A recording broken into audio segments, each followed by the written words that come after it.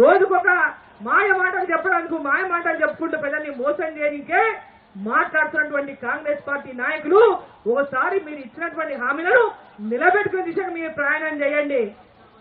అంతే తప్ప మిమ్మల్ని విమర్శించకూడదు. మీరు 5 ఏళ్ల దాకా కూడా మీరు ఏమి ఇవ్వకుండా మిమ్మల్ని ఎవరు అడగకూడదు, మిమ్మల్ని ప్రశ్నించకూడదు. కేసీఆర్ కంటే కూడా ఎక్కువ నియంత్ర ప్రభుత్వం మేము ఇవాళ తెలంగాణ ప్రభుత్వంలో చూపించదలుచుకున్నాము. మా నియంతృత్వ కేసీఆర్ కంటే మించిన ఈరోజు కక్ష సాధింపులు ఈరోజు ఈ కాంగ్రెస్ పార్టీ చేస్తా ఉంది. అయ్యా మీరు ఇచ్చిన హామీలు మహిళలకు ఇచ్చారు 2500, ప్రతి కుటుంబంలో 2500 మహిళలకు ఇస్తామన్నారు. ఎక్కడ ఇచ్చింది? ఏ ఒక్క మహిళ కన్నా ఇచ్చిన రాష్ట్రంలో? మీరు చదువుకున్నటువంటి పిల్లలకు నిరుద్యోగులకు నెలకు 4000 రూపాయలు నిరుద్యోగ భృతి ఇస్తామన్నారు. ఎక్కడైనా ఏ పిల్లలకైనా ఏ నిరుద్యోగికైనా 4000 రూపాయల నిరుద్యోగ భృతి ఇప్పటిదాకా మీరు ఇచ్చినారా ఒక్కరికైనా? మరి ఈరోజు చదువుకున్నటువంటి అమ్మాయిలకి డిగ్రీ చేస్తున్నటువంటి అమ్మాయిలు కానీ ఆ పై చదువుతున్న అమ్మాయిలు కానీ 18 ఏళ్లు దాటిన ప్రతి గర్ల్ చైల్డ్ అంటే చదువుకుంటున్నటువంటి అమ్మాయిలకు ఎలక్ట్రిక్ స్కూటర్లు ఇస్తామని చెప్తున్నారు. స్కూటీలు మరి ఎంతమంది అమ్మాయిలకు ఇచ్చిందని చెప్పి అడుగుతా ఉన్నా. ఎక్కడెక్కడ ఇచ్చిందని చెప్పి అడుగుతా ఉన్నా. ఇవన్నీ మీరు ఇచ్చిన హామీలే. డిసెంబర్ 9 సోనియమ్మ పుట్టినరోజు నాడు ఇవన్నీ కూడా అమలు చేస్తాం, ప్రమాణ స్వీకారం చేసాం వెంబడే అని చెప్పినటువంటి నాయకులు మీరు. దాని గురించి జవాబు చెప్పండి. ఈరోజు హైడ్రా బాంబులాగా హైదరాబాద్ లో ఈరోజు ప్రజలనే వణికిస్తూనే కాదు జిల్లాలో కూడా పేద ప్రజలను వణికిస్తా ఉన్నాయి అది ప్రభుత్వం. హైడ్రా ఎందుకు వచ్చింది? ఎందుకు హైడ్రా వచ్చింది? హైకోర్టు కూడా మొట్టికాయలేసింది. హైకోర్టు కూడా మొట్టికాయలేసింది ప్రభుత్వాన్ని, వాళ్ళ హైడ్రా ఆఫీసర్ని. హాలిడేస్ అప్పుడు మీరు నోటీసులు ఇస్తారు అంటే వాళ్ళ కోర్టు కూడా పోకుండా సమయం ఇవ్వకుండా నిట్ట నిలువున వాళ్ళ ఇళ్లను పూజ చేస్తారు, వాళ్ళని రోడ్డు పాలు చేస్తారు. ఈరోజు వాళ్ళు పెడుతున్నటువంటి శాపాలు ఆ యొక్క ఇల్లు గూడు కోల్పోయి పైన నెత్తి మీద నీడ కోల్పోయి వాళ్ళు ఏడుస్తున్నటువంటి ఏడ్పులు చూస్తుంటే మీకు కనికరం కలుగుతలేదా? మీకు బాధ కలుగుతలేదా? మీ కుటుంబాలు లేవా? మీ కుటుంబాలు కావా?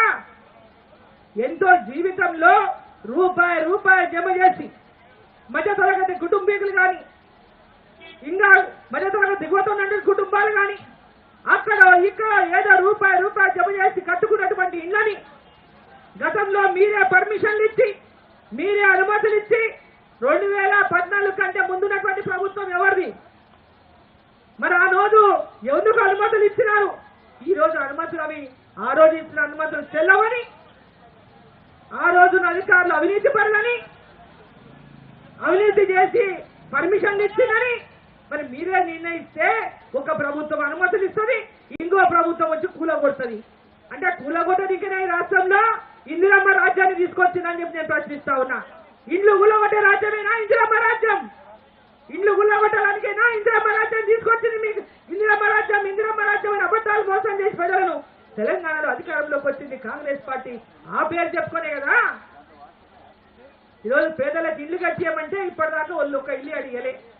ప్రధానమంత్రి ఆవాస్ యోజన కింద ఇచ్చినటువంటి ఇళ్ళని పెద్ద ఎత్తున గ్రామీణ ప్రాంతాలు ఎదురైనటువంటి వాళ్లకు ఎంబడే మరి ఇళ్ళని ఇవ్వాల్సినటువంటి ప్రభుత్వం ఎక్కడ కూడా ఇళ్ళని ఇవ్వకపోగా ఉన్న ఇళ్లను కూలగొట్టేటటువంటి పని చేస్తా ఉంటే ఈ ప్రభుత్వం ఎందుకు వచ్చిందా అని పేదవాళ్ళంతా ఎందుకోసమేనా మేము ఓట్లేసి చెప్పి ఈరోజు గుండెలు బాదుకుంటుంటే మీకు నిద్ర ఎట్లా పడతా ఉందని చెప్పి నేను ప్రశ్నిస్తా ఉన్నా.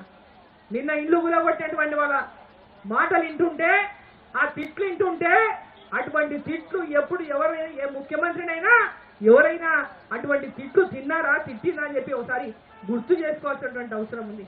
ఎంత కడుపులో మంట ఉంటే, ఎంత బాధ ఉంటే, ఎంత వాళ్ళ యొక్క కసి ఉంటే, ఎంత బాధ ఉంటే, ఎంత ఆవేదన ఉంటే వాళ్ళ మాటలు మాట్లాడింది ఒకసారి ఈ రాష్ట్ర ప్రభుత్వానికి, రాష్ట్ర ముఖ్యమంత్రికి ఇదంతా సోయి ఉండాలని చెప్పి సందర్భంగా నేను తెలియజేస్తా ఉన్నా. మీకు కక్ష ఉంటే మీ కక్ష ఎవరి మీద ఉందో వాళ్ళ మీద కక్ష తీసుకోండి. మీ సమానంగా మీ సరాసరి ఉన్నతో కక్షలు తీసుకోండి. కానీ సామాన్య ప్రజల మీద కాదు మీరు తీసుకోవాల్సింది. వాళ్ళ మీద కక్ష తీసుకోవడానికి సామాన్య ప్రజల్ని పరంగా పెట్టొద్దని చెప్పి సందర్భంగా నేను తెలియజేస్తా ఉన్నా. కక్ష తీసుకోనికి హైడ్రా వచ్చిందా? దేనికోసం హైడ్రా వచ్చింది? పెద్ద ఎత్తున ఢిల్లీకి నోట్లు పంపడానికి హైడ్రా వచ్చిందా? దేనికోసం హైడ్రా వచ్చింది? సామాన్యుల కుటుంబాలు కూలగొట్టడానికి హైడ్రా వచ్చిందా? దేనికోసం హైడ్రా వచ్చింది? ఈరోజు ఒకసారి ఆలోచించుకోవాల్సినటువంటి అవసరం ఉందని చెప్పి తెలియజేస్తా ఉన్నా. ఇంత పెద్ద నిర్ణయం తీసుకునే ముందు అన్ని పక్షాలను పిలిచి అఖిలపక్షం భేటీ చేసి దీని మీద ఏ విధంగా ముందుకు పోవాలన్న ఆలోచన కూడా లేకుండా కేవలం కొన్ని కక్షలు కార్పణ్యాలు తీసుకోవడానికి ఎవరి మీదనో వాటిని ప్రయోగించడానికి ఇంకెవరినో బలిపరుషణం చేస్తా ఉంటే చూస్తూ ఊరుకోదు భారతీయ జనతా పార్టీ అని చెప్పి ఈ సందర్భంగా నేను తెలియజేస్తా ఉన్నా. రైతాంగానికి ఇచ్చిన ప్రతి హామీని నిలబెట్టుకోండి, పేద ప్రజలకు ఇచ్చిన ప్రతి హామీని నిలబెట్టుకోండి. అభివృద్ధి విషయంలో ఈ రోజు కేంద్ర ప్రభుత్వం ఈ రాష్ట్రానికి అన్ని రకాలుగా ఏదైతే గతంలో సహకారం చేసిందో అదే విధంగా సహకారం అందిస్తా ఉంది.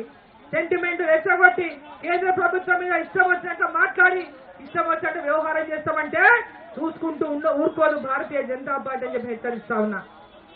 రైతన్నలారా ఎవరు కూడా మీరు అధైర్యపడొద్దని చెప్పి నేను తెలియజేస్తా ఉన్నా. ఎంతో మంది రైతులు ఆత్మహత్యల పాలైనారు ఈ అప్పులు తీసుకోలేక. ఏ రైతులు కూడా అధైర్యపడద్దు.